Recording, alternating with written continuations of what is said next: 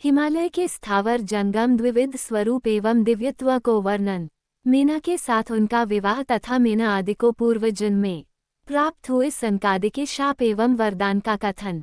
नारद जी ने पूछा, ब्राह्मण पिता की यज्ञ में अपने शरीर का परित्याग करके दक्ष कन्या जगदम्बा सती देवी किस प्रकार गिरिराज हिमालय की पुत्री हुई, किस तरह अत्यंत उग्र तपस्या करके उन्होंने पुनः शिव को ही पति रूप में प्राप्त किया, यह मेरा प्रश्न है।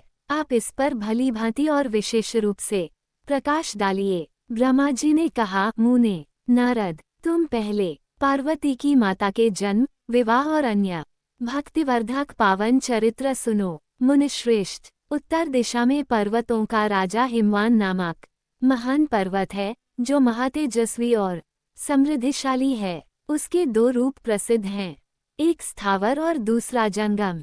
मैं संक्षेप से उसके सूक्ष्म स्थावर स्वरूप का वर्णन करता हूँ। वो रमणीय पर्वत नाना प्रकार के रलों का आकर खान है और पूर्व तथा पश्चिम समुद्र के भीतर प्रवेश करके इस तरह खड़ा है मानो भूमंडल को नापने के लिए कोई मानदंड हो। वह नाना प्रकार के वृक्ष से व्याप्त है और अनेक शिखरों के कारण विचित्र शोभा से संपन्न दिखाई देता है।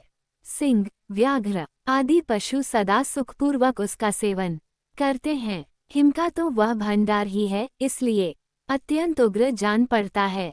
भांति भांति के आश्चर्यजनक दृश्यों से उसकी विचित्र शोभा होती है। देवता, ऋषि, सिद्ध और मुनि उस पर्वत का आश्रय लेकर रहते हैं।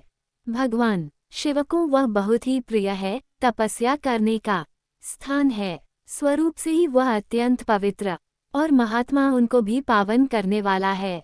तपस्या में वह अत्यंत शीघ्र सिद्धि प्रदान करता है। अनेक प्रकार के धातु उनकी खान और शुभ है। वही दिव्य शरीर धारण करके सर्वांग सुंदर रमणीय देवता के रूप में भी स्थित है। भगवान विष्णु का अविकृत अंश है, इसलिए वह शैलराज साधु संतों को अधिक प्रिय है। एक समय गिरिवर हिमवानु ने अपनी कुल परंपरा की स्थिति और धर्म की वृद्धि के लिए देवताओं तथा पितरों का हित करने की अभिलाषा से अपना विवाह करने की इच्छा की। मुनीश्वर, उस अवसर पर संपूर्ण देवता अपने स्वार्थ का विचार करके दिव्य पितरों के पास आकर उनसे प्रसन्नतापूर्वक बोले।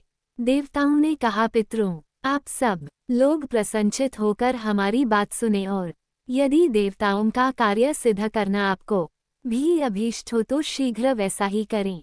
आपकी ज्येष्ठ पुत्री जो मीना नाम से प्रसिद्ध है, वो मंगलरूपिणी है।